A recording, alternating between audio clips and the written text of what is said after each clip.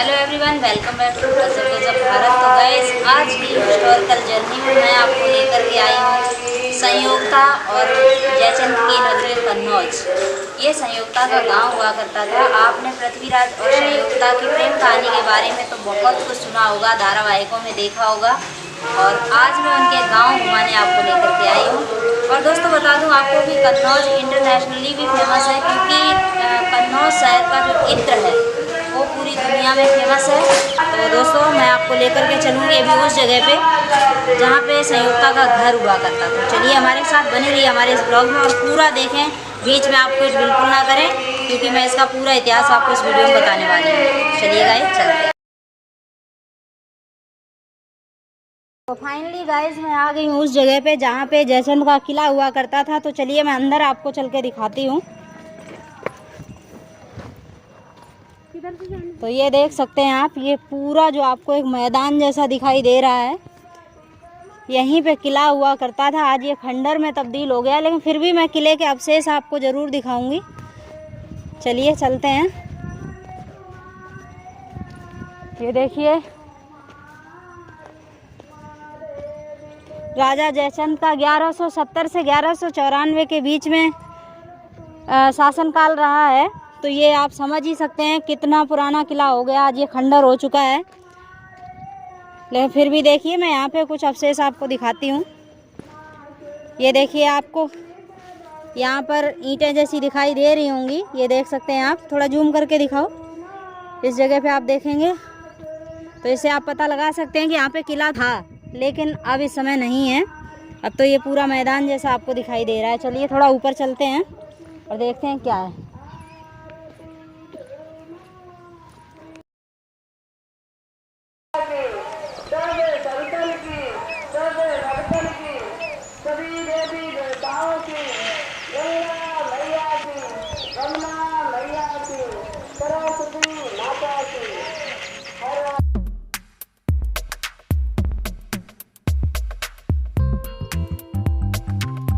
तो ये देखिए, ईंटों से बना हुआ ये एक किले का कोई टूटा हुआ हिस्सा पड़ा हुआ है, और इसी तरीके का ऊपर भी हिस्सा पड़ा हुआ है। चलिए मैं दिखाती हूँ आपको ऊपर भी। ये देखिए सामने आप देख सकते हैं, मैं अभी पास चल के ही दिखाती हूँ आपको। ये देखिए, तो ये भी आप देख के समझ गए होंगे कि ये एक किले का हिस्सा ही है। अब ये दीवार है क्या है ये तो अब नहीं बताया जा सकता है। और ऊपर चलते हैं, देखते हैं वहाँ पे क्या है। भले ही गाइस किले के स्थान पर अब मिट्टी का एक विशाल टीला ही रह गया है, लेकिन इसके बीच बीच में किले के अवशेष आप देख सकते हैं। ये देखिए,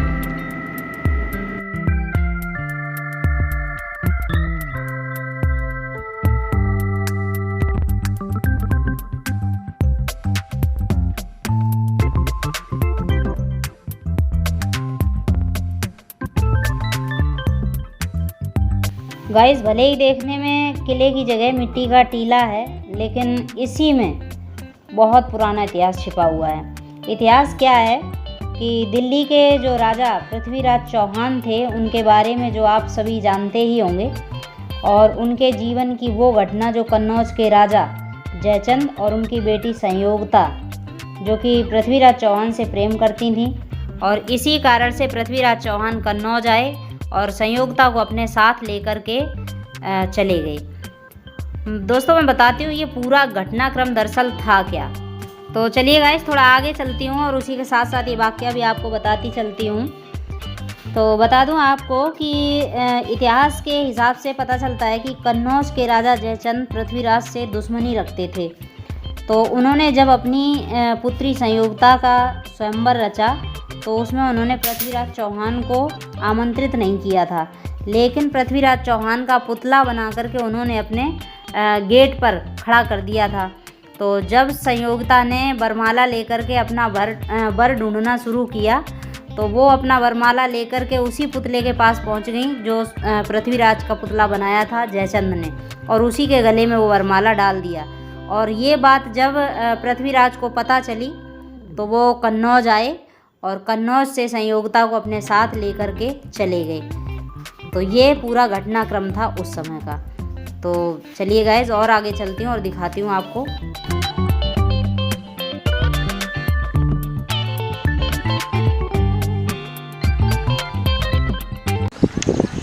तो गाइज आज यहाँ की वीरानी देख करके आप ये सोच रहे होंगे कि ये पहले कैसा रहा होगा, लेकिन जब यहाँ पे राजा रहते होंगे और जब यहाँ रिहाइश रही हो समय में यहाँ पे राजा चढ़ाई किया करते थे, क्योंकि ये बहुत बड़ी विरासत हुआ करती थी राजा जयचंद की। और ये इनका शासन जो है उत्तर प्रदेश और बिहार तक फैला हुआ था। तो देखिए गाइज, मैं जैसा कि आपको दिखा रही हूँ, आप देखें दूर तक आपको खंडर दिखाई देंगे, दूर तक एक मैदान जैसा ऊंचा ऊंचा भाग दिखाई दे रहा है। ये सारा इसी किले के अंतर्गत आया करता था। चारों तरफ आप देखेंगे, और जैसा कि मैंने बताया इधर ये घर मकान जो बन गए हैं, इधर भी बहुत दूर तक आप देखेंगे तो इधर भी आपको नज़र आएगा, इसी किले के अवशेष आपको दिखाई देंगे। तो अभी मैं साइड से चलती हूँ, दूसरी तरफ का व्यू भी आपको दिखाती हूँ, आइए हमारे साथ।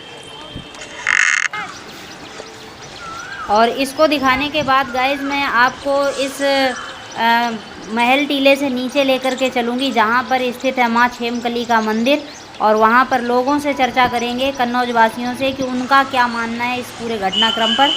उनसे वार्तालाप आपका करवाएंगे। तो इसको देखने के बाद चलते हैं गाइज अभी आगे। तो चलिए गाइज चलते हैं अब वापस, और आराम आराम से करना पड़ेगा क्योंकि यहाँ पे बहुत ज़्यादा ढलान है।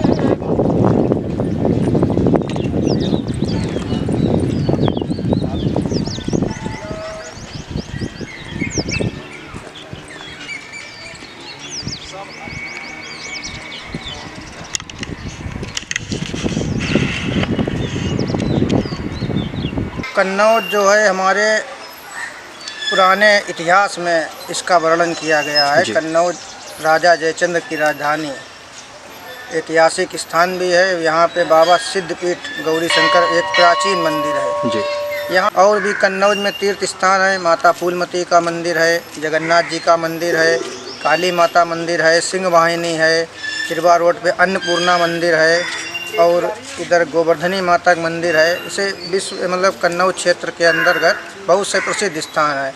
और कहा भी गया है कि कन्नौज कई वर्ष पहले अपने भारत की राजधानी हुआ करता था। तो ये इतिहास में इसका वर्णन है। और राजा जयचंद्र यहाँ के राजा थे, तो उन्होंने जो वर्णन पूरा उनका इतिहास में दर्ज है। अब विशेष बहुत जानकारी तो हमें है नहीं इसकी, लेकिन जो हमने पढ़ा है अपने बचपन के इतिहास में, तो कन्नौज का हमारा एक गौरवशाली इतिहास रहा है। तो कन्नौज बहुत ऐसे धार्मिक स्थलों से परिपूर्ण है। बाकी कुछ चमत्कारी किस्से वगैरह? बाकी चमत्कारी किस्से क्या है, ये राजा जयचंद्र जी का किला है, जो कि पुराने टाइम से लोग मतलब इतिहास में पढ़ते चले आ रहे हैं कि इसमें किसी ज़माने में सुरंग हुआ करती थी, दिल्ली तक जाया करती थी। राजा लोग जो है इसी सुरंग के सहारे से दिल्ली पहुंच जाते थे, लोगों का जो कहना है। अब ये है कि अब आधुनिक युग में सब धीरे धीरे ये सब मतलब कम हो गया है, क्योंकि सब नए तरीके से सब बन गया है। तो एक ये किला रह गया है, तब भी अभी बहुत सा है। ये पुराने इतिहास में इसका वर्णन है, आप पढ़िएगा। और हमारे कन्नौज में इत्र का तो विश्व पटल पे नाम है कन्नौज का। बस यही हमारे कन्नौज का इतिहास है। सर आप बताएंगे कुछ आप यहीं क्या? कन्नौज का तो ये बहुत लंबा इतिहास है, क्योंकि देखा जाए तो हर्षवर्धन ज़माने की शताब्दी ईसा में लगभग जब सम्राट हर्षवर्धन हुए उस समय कन्नौज राजधानी भी रही है। भारत की राजधानी कन्नौज थी उस समय। हर्षवर्धन के ही हम वंशज हैं, और उनकी 24वीं पीढ़ी में गणेश राव उर्फ केशव राव हुए, जो कि लोहागंज के शासक थे। लोग ये कहते हैं कि जयचंद गद्दार थे। तो हमारे पूर्वज गणेश राव उर्फ केशव राव जो लोहागंज के शासक थे, गोरी ने जब चढ़ाई की जयचंद के ऊपर, तो महाराजा जयचंद और केशव राव अपनी सेना लेकर के चंदावर में जो आखिरी युद्ध हुआ, उस चंदावर के युद्ध में जयचंद की तरफ से हमारे पूर्वज युद्ध लड़े थे। उसमें जयचंद भी वीरगति को प्राप्त हुए थे और केशव राव भी वीरगति को प्राप्त हुए थे उस समय। उसके बाद में उसके बच्चे छोटे छोटे थे। जयचंद को जिस हिसाब से गद्दार बताया तो इसे बिल्कुल मिथ्या है। हम बता रहे हैं, अगर वो गद्दार थे तो हमारे पूर्वज उनके साथ मिलकर के। अच्छा सर, एक और बात है कि जैसे पृथ्वीराज रासो हम पढ़ते हैं तो उसमें पता चलता है संयोगिता की शादी पृथ्वीराज के साथ हो गई थी, उसका क्या देखिए उसका कहना ये पृथ्वीराज रासो में वो एक भी चाटुकारिता कई है कि कोई संस्करण हैं। राजा प्रजा है हमेशा राजा के पक्ष में ही लिखेगी, उसके कभी कर्म उसका अगर दरबारी कभी हुआ करते थे अगर तो उसके उनके खिलाफ लिखे तो गर्दन ही उड़ा देंगे, फिर हमेशा मतलब नहीं, फिर भी आपका क्या मानना है कि शादी हुई या नहीं हुई, क्या था ये? अगर हिसाब से देखते हैं तो ये जो पृथ्वीराज और संयुक्ता का जो विवाह दिखाया जाता है ये एक हिंदू धर्म को कलंकित करने वाला है। क्योंकि ये जो राजा जयचंद की जो वगैरह ससुर थे वो थे गौरी अगनपाल। गौरी अगनपाल की 2 पुत्रियां थी, एक सोमेश्वर पे आई थी, एक सोमेश्वर पे आई थी और एक भी आई थी राजा जयचंद को। जयचंद का पुत्र था, जयचंद की संयुक्ता थी और इनकी सोमेश्वर की थी, सोमेश्वर का लड़का था पृथ्वीराज चौहान। तो वो तो मौसी के बच्चे और इतना हिंदू धर्म में जो पृथ्वीराज इतना नहीं गिर सकता है कि अपनी मौसी की बहन को बेटी ही और आप ये भी कह सकते हो प्रेम विवाह, भाई प्रेम विवाह पहला होता है, दूसरा मैंने होता है। इसीलिए ये प्रश्न किया क्योंकि वहाँ के इतिहास में ये मिलता है कि पृथ्वीराज काल में आप ये देख सकते हो इन्होंने मतलब कई तो श्रुतियां कहती 16 से अधिक इन्होंने विवाह किए, कोई कहता 4 किए। भाई कैसा प्रेम विवाह है? 1 है, 2 है, 3 है, कितने करते चले गए क्या? और उसके बाद में दूसरी चीज, जयचंद की पुत्री थी नहीं। दूसरी चीज इनका जो 1194 में दिखाते हैं कि जैसे कि 1191 में इनका युद्ध हुआ था पृथ्वीराज चौहान और मोहम्मद गौरी का। 92 में दोबारा फिर हुआ। अब समझना 94 में फिर उनका युद्ध हुआ है जयचंद का और पृथ्वीराज मोहम्मद गौरी का। अब ये बताओ अगर इनके के हिसाब से कि इन्होंने ये कहते हैं कि हमने मोहम्मद गौरी को मार गिराया था, मतलब वो नहीं 7 बास वाली, तो फिर उनका क्या भूत मारने आए थे 94 में 2 साल बाद? भाई 92 की लड़ाई में तो हारे थे, 2 साल बाद फिर कहाँ रहे ये? तो जब पृथ्वीराज चौहान को जब पहले मारा तो फिर ये अब आप दिखाते पृथ्वीराज चौहान ने उनको मारा है। 92 की भैया दिखाते कि जब वो आंखें इनकी फोड़ दी गई थी उस समय वो इनको मतलब इन्होंने वो 7 बास वाले वो एक कहावत कही जाती है 4 बास जो भी हो, तो उसमें दिखाते कि उन्होंने इनको मार दिया, फिर उसने चंद्रदायन इनको मार दिया, उन्होंने इनको मार दिया, तो कहानी खत्म। फिर 94 का जो युद्ध हुआ जयचंद से वो कबूत लड़ने आया था। दूसरी चीज अगर वो जयचंद गद्दार होते तो उनका युद्ध इससे कैसे होता जयचंद से? अगर उन्होंने गद्दारी और फिर जाहिर से तो किसी के अगर लड़की बिटिया को उठा ले जाओगे तो फिर हर आदमी सोचता है कि उसको साथ नहीं देता है। सम्राट पृथ्वीराज चौहान जो सम्राट नहीं, एक से 2 स्टेज का एक वो था राजा था। कोई समझना चाहिए, आपको समझ चाहिए राजा महाराजा और सम्राट फर्क, जिसका पूरा एक छत्रराज हो। भाई जो राजस्थान अजमेर और दिल्ली के 2 स्टेट के आप का नाम राजा होने से आप सम्राट नहीं हो गए, पहले ये शब्द बिल्कुल गलत है। तो सम्राट, राजा, महाराजा और सम्राट तीनों में फर्क पहले भेद समझिए कि है क्या। जो सम्राट पृथ्वीराज चौहान ये सेंटेंस ही गलत है। तो ये तो सर इतिहासकारों से कहा जाता है, इतिहास बदलना चाहिए क्योंकि ये नहीं तो ये नाना थे इनके। आप अगर जो कन्नौज की वहाँ पर भी कहा गया है कि अगर कोई जयचंद को गद्दार साबित कर दे तो उसे 5 लाख रुपए का इनाम दिया जाएगा। यहाँ पे भी है, यहाँ पे अगर जयचंद को गद्दार साबित करना 5 लाख।